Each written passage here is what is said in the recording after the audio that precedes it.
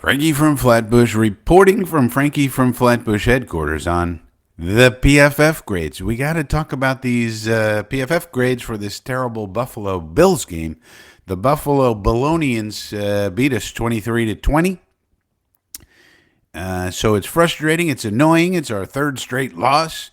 And so all the people in Jet fan land are very upset and perhaps don't want to hear about any stupid PFF grades or these nerds over at PFF giving our players grades when we're losing. We can't even win. We can't even hit a field goal. We got players dropping passes, running wrong routes. We got to make trades for other players. We're telling Mike Williams, you don't know how to run a route, and now he's out of the practice because of personal reasons. Perhaps we hurt his feelings. Who knows what's going on, really? But we still have a duty, and that is to look at these PFF grades, see how we're being graded out, and also let them guide us to some film study. So let's go ahead and take a look and see if we can see what we can see, and then see if there's something else we want to see on film, for example. Now, did you know that if you click the subscribe button right now, Allen Lazard will receive a lifetime subscription of Stickum football adhesive? Click the subscribe button right now so we never have to watch Allen Lazard drop a pass ever again.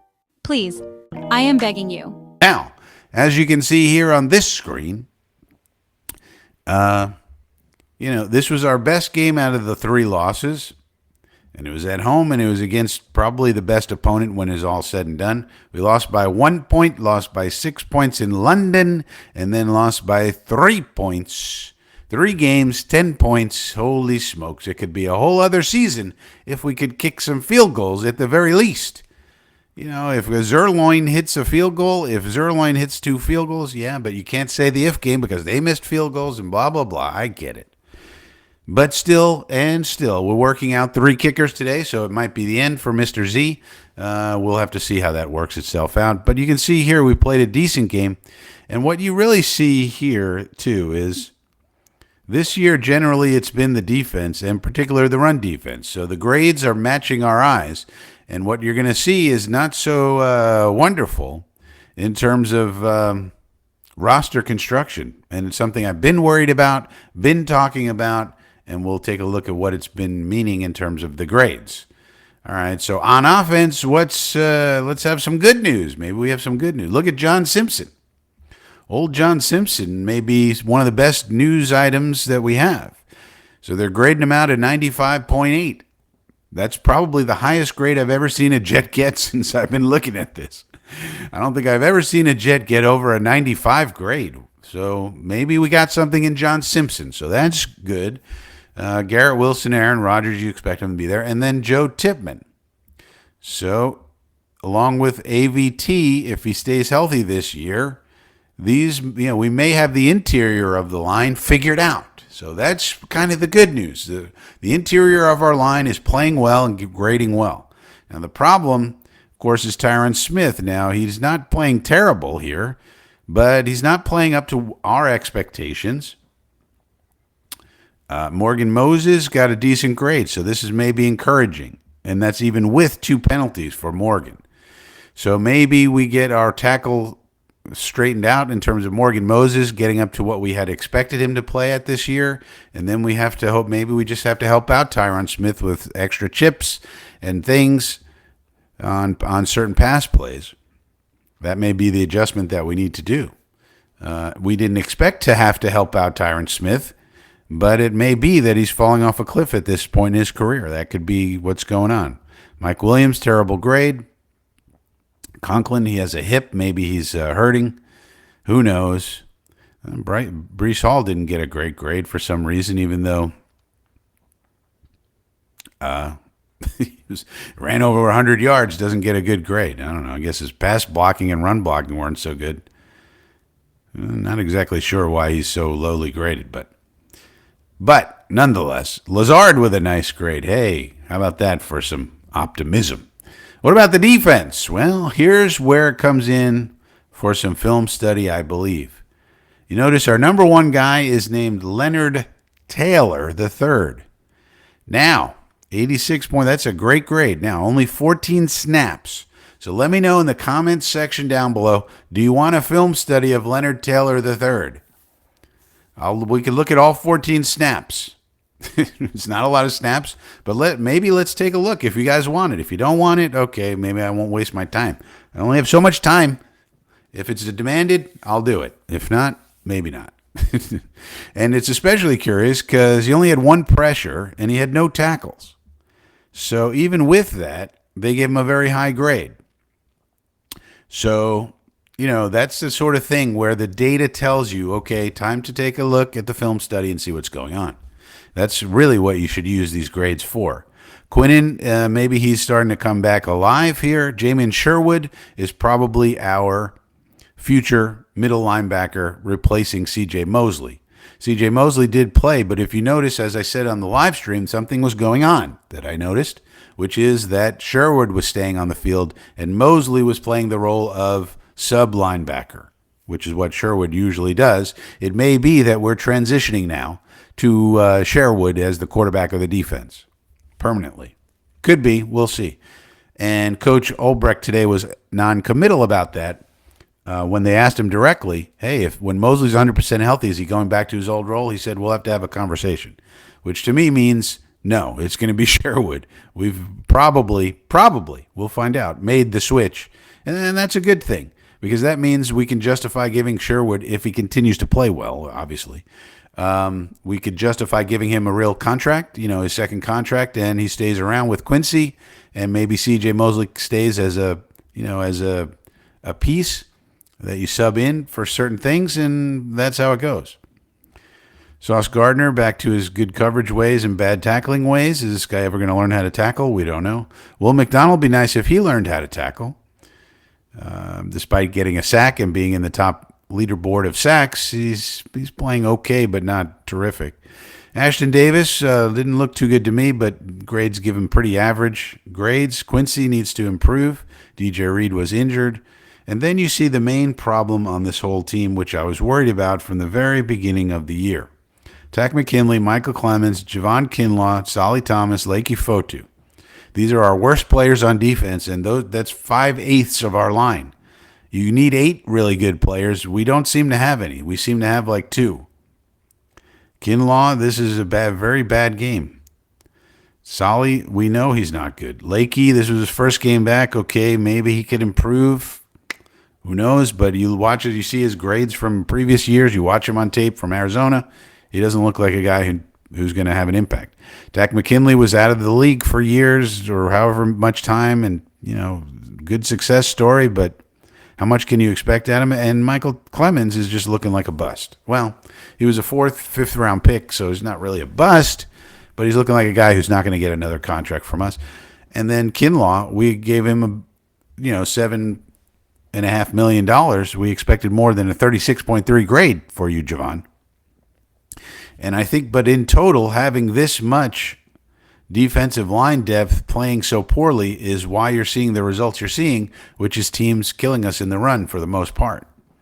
And now now Chuck Clark is injured and on IR. DJ Reed's going to probably miss at least one game. So now our defensive backfield is injured. The front of the defense is poor. So this heralded defense that we heard so much about is now not so good, looking like. But maybe we can get more out of Leonard Taylor. That's why we got to look at the film, I think, because maybe Leonard Taylor can be plugged in there and get a little more than 14 snaps, and maybe, Solly Thomas gets less snaps. He got 23. Lakey got 31. Maybe those go down and LT3 goes up, but we got to take a look at it and see. Maybe this is a crazy grade that they're just, got wrong. I don't know. All right, on to special teams. Irv the Wolf Charles is back to his normal ways, so that's good to see. Chaz Surratt up here. Sticky Stiggers. Now, Sticky Stiggers probably going to get some play in the game for, with all these backups. There's going to be a game for Isaiah Oliver here and Sticky Stiggers to actually play defense, and so they're probably not going to play as much special teams, so we'll probably have to call up some people from the practice squad to cover for them on special teams. So hopefully that doesn't hurt us too much. And also Jalen Mills now is looking like a great signing. The Green Goblin. He can do everything. He can play nickel. He can play slot. He can play outside corner. He can play safety. So we'll see how they choose to utilize it. And then Ashton Davis will probably start at safety, I would guess. And then those other guys, I mean, you're going to have Brandon Eccles probably filling in for Reed. And then it's like, okay, then who plays the nickel? Probably, if I had to guess, and probably at safety is going to be Ashton. And then, so who plays the nickel? Probably Isaiah Oliver. You could also go, instead of Ashton as the starting safety, you could go with the Green Goblin. So we'll see what Ulbrich and crew decide to do in the next game against the Steelers. Let's look at the passing grade for Aaron Rodgers. You can see on here that he really was not the problem at all for this game. For the most part, I mean, did throw that interception at the end of the game. The interesting thing here, they got him for 2 big-time throws, no turnover-worthy plays, even though he had a turnover, which kind of tells you that they consider this interception at the end of the game sort of lucky that they caught it. So sort of like a luck play by, still a heck of a play by Taron Johnson, who made the catch, even though that was the one that Williams ran the wrong route. We'll see if he's still a Jet by the end of this week. He might get traded. We don't know. And 2.71 time to throw. That's a little too high, but still within the realm of okayness. Now, let's look at the rushing grades here. Not for the grades per se, but the run type. So still in this game running zone runs. So we made a switch in play caller to Todd Downing. And Downing went 14-7 zone to gap runs. So we went back to zone. So maybe that, and you notice we had a good rushing game this game. So maybe it is that we're going to be a little bit more heavy zone to run. It's about 2-to-1 zone to gap runs here. Maybe we realized, okay, this gap thing that we wanted to do more of, maybe we're just not good at it. Let's go back to zone running. So we'll have to keep an eye on that. And maybe that's something that old Coach Downing figured out. So that's good. Now let's go to the blocking grades. And you see here I'm sorting by efficiency. That's a little bit more reliable than their pass block grade itself. And because it's less subjective. It's just how many people did you let close to the quarterback, essentially. And you see the problem is Tyron Smith. Even though his pass blocking grade is sort of like above normal, this efficiency grade is terrible. 93.4. He allowed in 3 pressures, 1 hit, 2 sacks. No bueno, Tyron. Supposed to be a Hall of Fame player on our team, and this is what you're doing? No bueno, Tyron.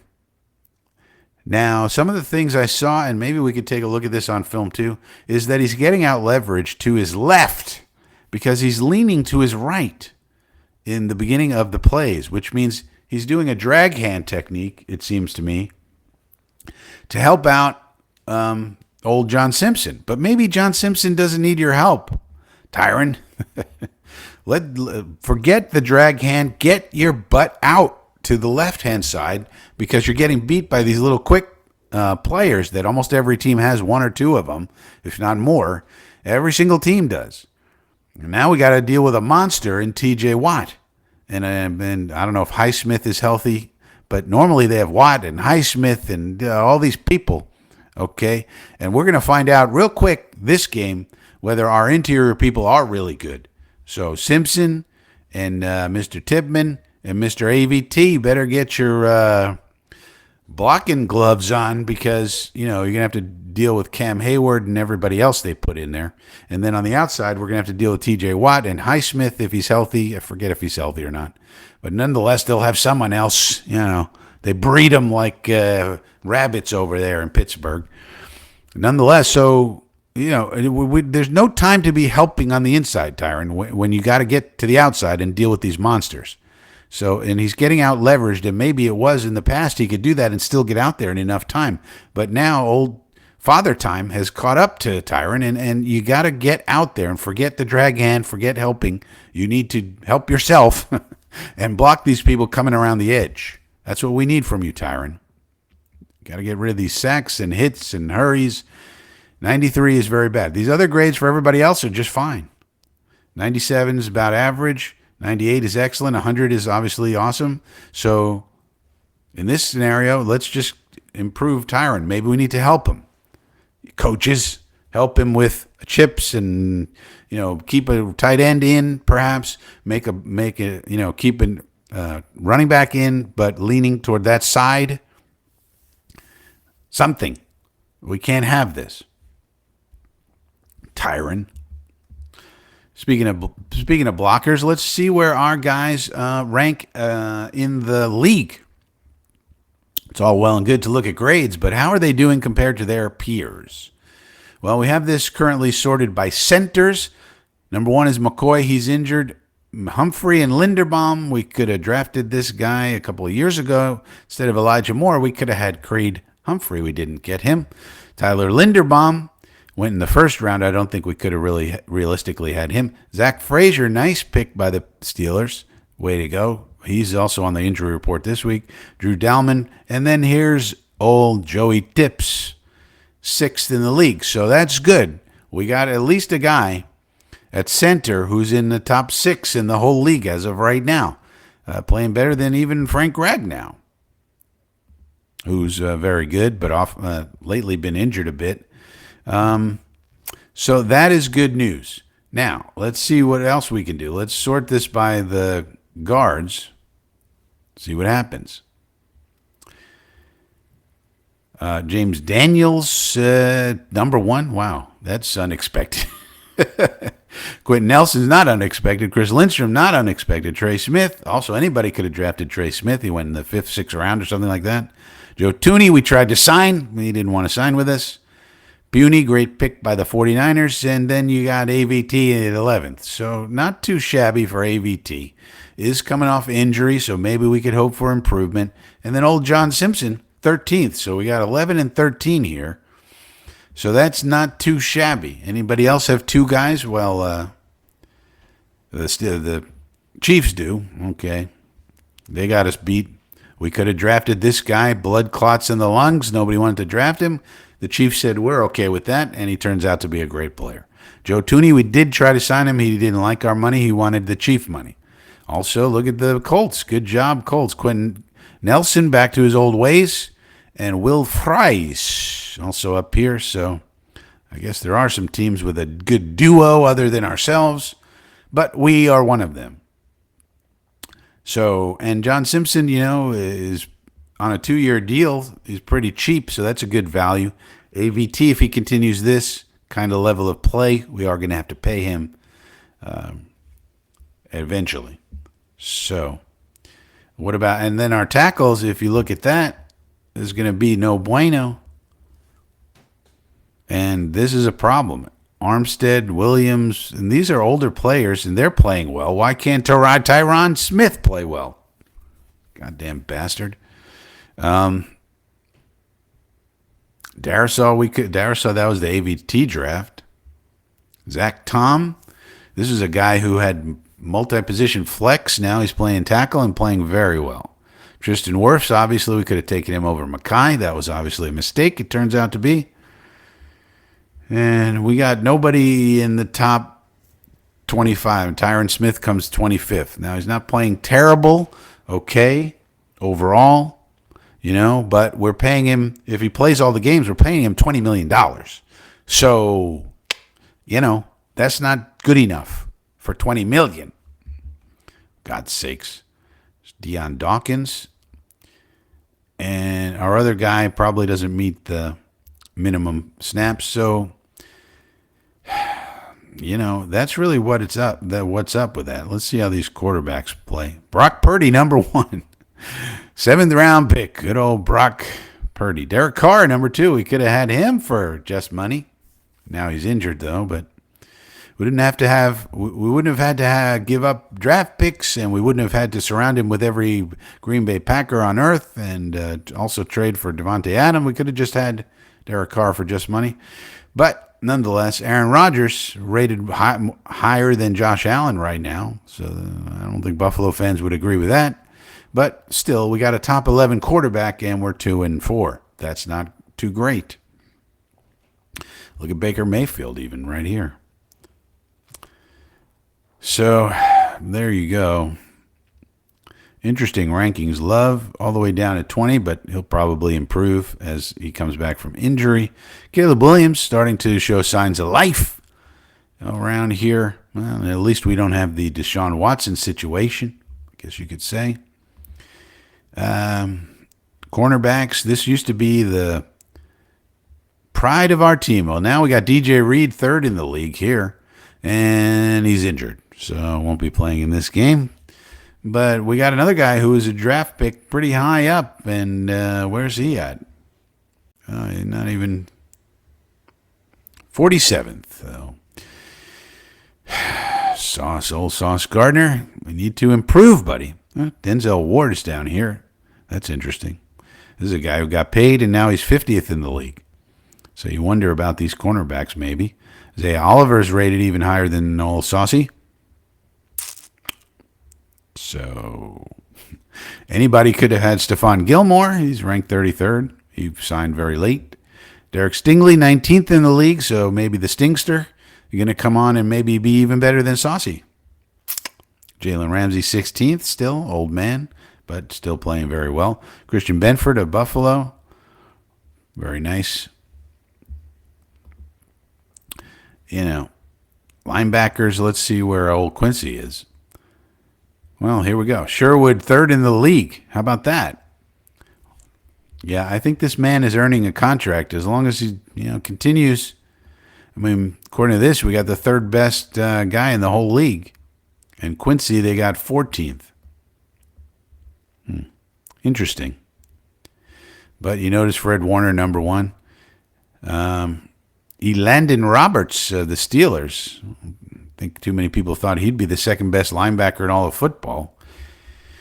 But yeah, we probably need to lock up old Jamian, get these two, locked up for the next few years, and then, kind of take it from there. Blake Cashman, we let go for a 6th-round pick.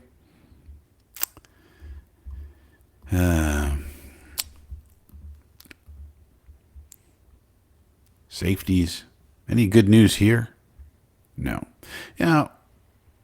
We could have had Kevin Byard in a trade. We could have drafted Brian Branch. We could have done a lot of things.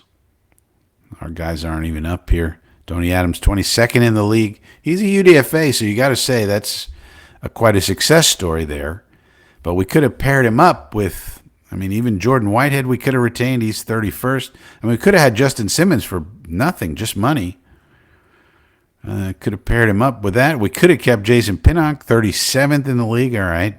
Not playing out of his mind, but could have kept him basically on a nothing contract. Decided to let him go to keep our guy Adams. Now, Adams outplaying him this year, so maybe it was a good choice, but we could have kept both and let Ashton Davis go. These are the decisions we made. All right, so that's how our guys stack up. And let me know if you want to do any film study on these guys, in particular, Leonard Taylor III. Did you know that if you click the subscribe button right now, Allen Lazard will receive a lifetime subscription of Stickum football adhesive? Click the subscribe button right now so we never have to watch Allen Lazard drop a pass ever again. Please, I am begging you.